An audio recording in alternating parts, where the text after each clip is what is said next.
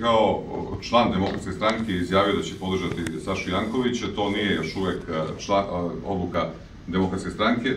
Mi ćemo donositi odluku na organima stranke, on je iznao svoj lični stav iz razliku od drugih stranaka. Kod nas je dozvoljeno da imate svoje mišljenje i da ga iznesete ukoliko imate potrebu u javnosti.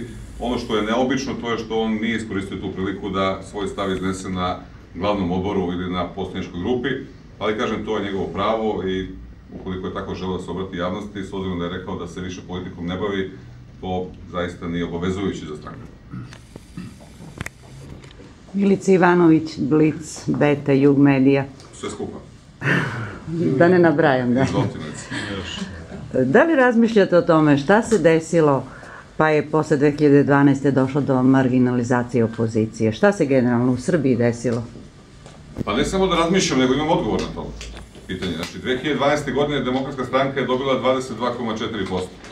Imala preko 60 poslanika u parlamentu Srbije, a onda je došlo do jedne neviđene torture od strane državnog aparata, demonizacija kroz medije, režimske medije pre svega, i svega onoga što se desilo. Upravo je to dovelo do toga da se praktično opozicija u Srbiji izgubi. Podsjetit ću vas, i vi ste na naslovnoj strani vaših novina, Blica, prošle godine u ovo vreme imali naslovnicu sa slikama nekih 16, kako se ne varam, a uhapšeno je bilo oko 80 ljudi u akciji Rezač.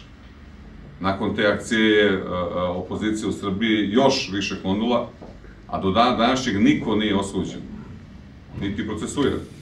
Ukoliko na taj način postupate prema ljudima iz opozicije, ukoliko na taj način dajete podršku ljudima koji vode državu, onda je prosto potpuno logično da građani posumnjaju. Ali mislim da 5. godina i 5. hapšenje koje se dešava sada, ovih 30 policajaca u Čačku, samo pokazuju koliko ova vlast nema orijentir, ali pitanje je samo da li još uvek imaju potpuno kontrolu nad medijima kao što su imali pre godinu, 2, 3 ili 4.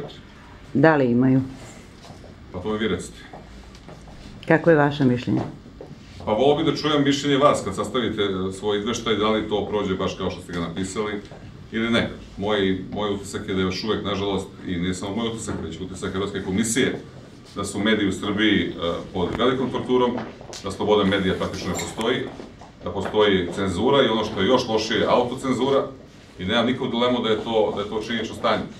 Ali isto tako mislim da to ne treba da promeni duh svih opozicionih stranaka i nas opozicionara, treba da budemo još više prisutni na terenu i u razgovoru sa građanima, i to nam je konačno cilj, i na taj način ćemo i dopreti da sa istinom i samo istinom motivišemo građane da u aprilu mesecu promenimo ovaj loš režim. Ljilja, izvoli. Pa ja ću posle.